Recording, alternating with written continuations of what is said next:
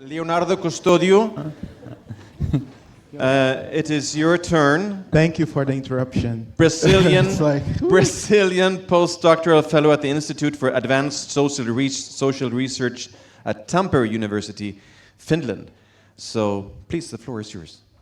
Yeah, thank you very much. And I hope it's the first time that I represent Finland, so I hope I don't disappoint you guys. I see some of my friends. Right. Thank you, Margareta, and the organizers for the invitation. Lars, for the very nice mediation of this conversation like months back already. Thanks, volunteers, for pushing my flyer to everybody. So thank you very much. Right. Okay, so I wrote because I tend to talk too much and I get lost in what I'm saying. So I'll try to look at what I wrote, but not necessarily like give you a boring reading thing. But we were talking about stories, and I will talk about the challenge of doing politically engaged research by telling you my story. Hopefully it will not be like my story in that sense, but that resonates at least to some of you, especially those ones who are in the early stages of their research career and studies. So let's go. All right, my name is Leonardo Custódio. I am a Black Brazilian postdoctoral researcher in Finland at the Tampere University.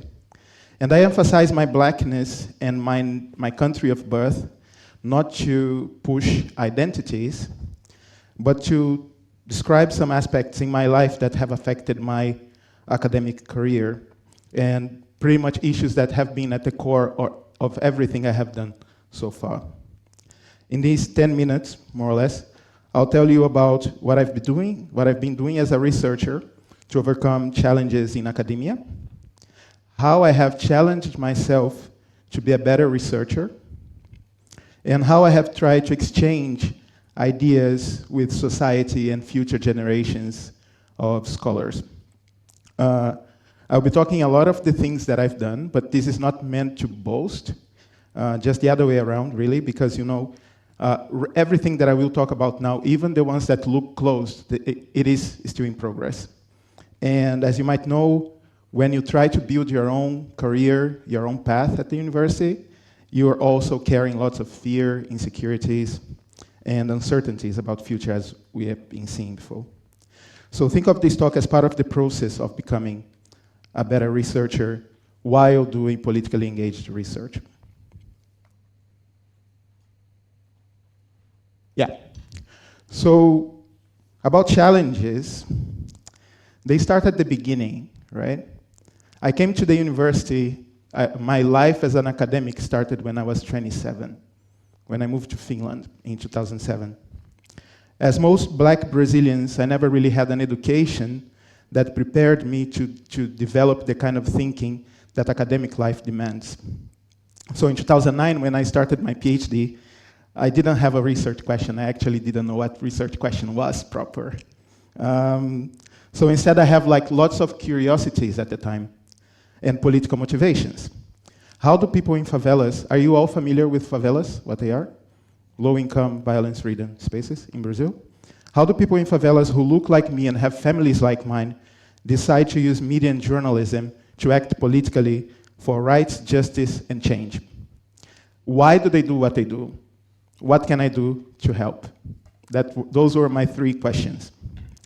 It took me 2 or 3 years to realize the importance of theorizing to shift from curiosity to academic work. Finally, in 2016, I defended my PhD on the trajectories in media activism of young favela residents.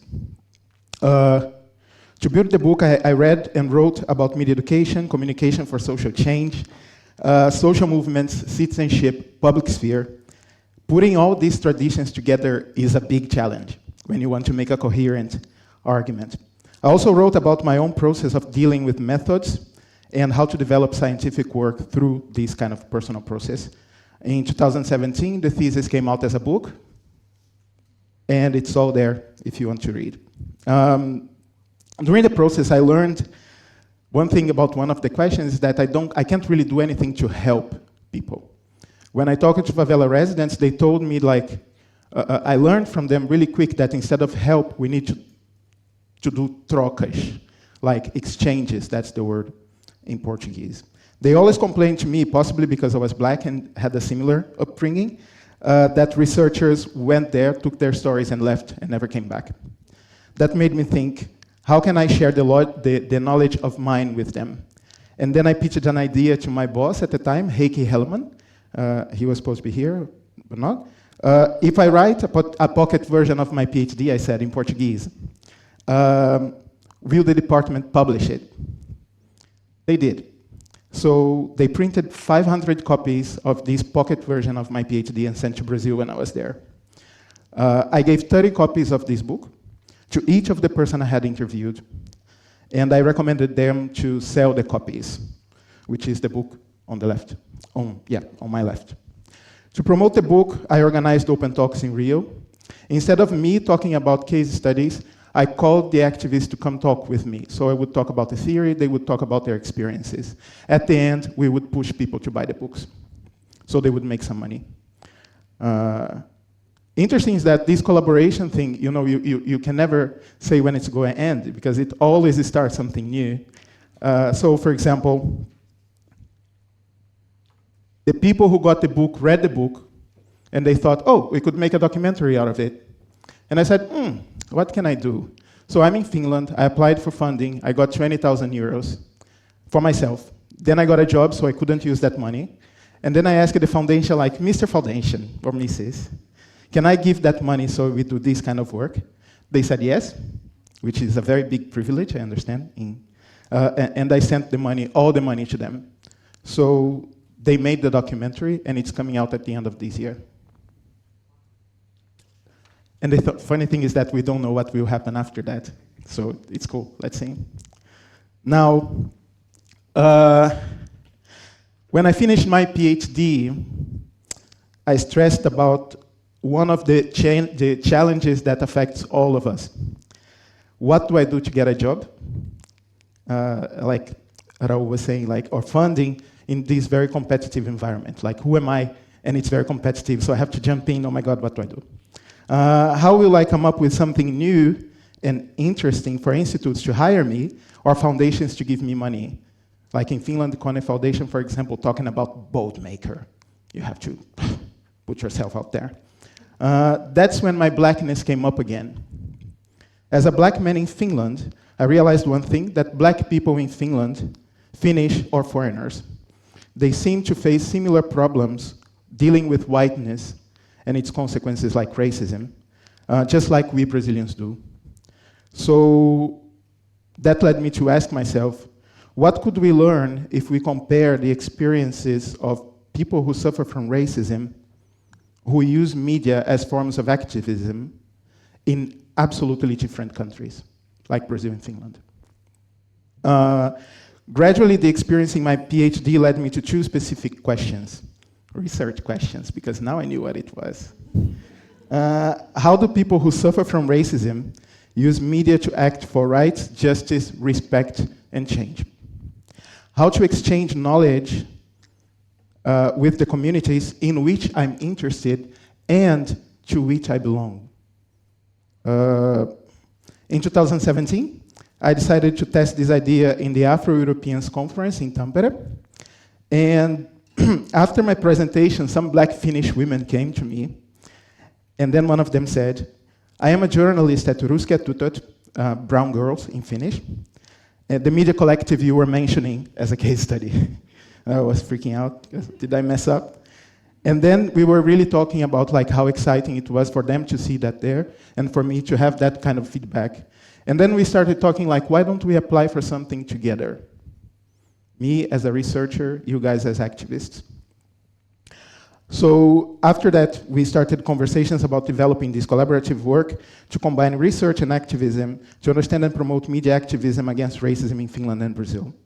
6 months later, we got a grant from Kone Foundation. That was bold enough to put these ideas in practice. The name of this young woman is Monica Gatuo. We are now coordinators of the Anti-Racism Media Activism Alliance. Our objectives with ARMA Alliance is to promote knowledge exchange, international networking, and creative publishing. In terms of knowledge exchange and international networking, everything is going quite well. We have been organizing panels everywhere. We were just in Lisbon, the lower picture here, with all these fabulous black women from 3 continents. It was very nice to kind of have that kind of experience. One of our colleagues who came from Brazil to Finland as a guest in Finland actually came to Malmö to work with Temi, Silvana Bahia. And that was also part of this strategy of bringing people together to exchange ideas and so on. So, challenges, to finish really quick. Publishing has been a major challenge because when you do lots of activist stuff, it's really hard to publish. Lack of time. You do all these things, they are super exciting, but how do you publish, how to get things done as an academic? For me, that has been kind of a trauma and a kind of a challenge to deal with. Our website is still unfinished because we're just 2. We don't have time to deal with that right now. And my academic publishing is stuck. The main problem is that the time of the research is different from the time of activism. One is super dynamic, the other is really slow, takes time to grow. Plus, we have underestimated how much time networking and public events take. Organizing, not just bringing people together, it takes months to do that. Collaboration also has its share of conflicts. So I'm a 40-year-old man raised until 27 years old in a very patriarchal, sexy society, working with a very young black feminist. So you can imagine the kind of consequences that happen. But there is a lot of growth, there is a lot of dialogue, and we're learning very much with that, both of us. Anyway, check the flyers if you want to know more.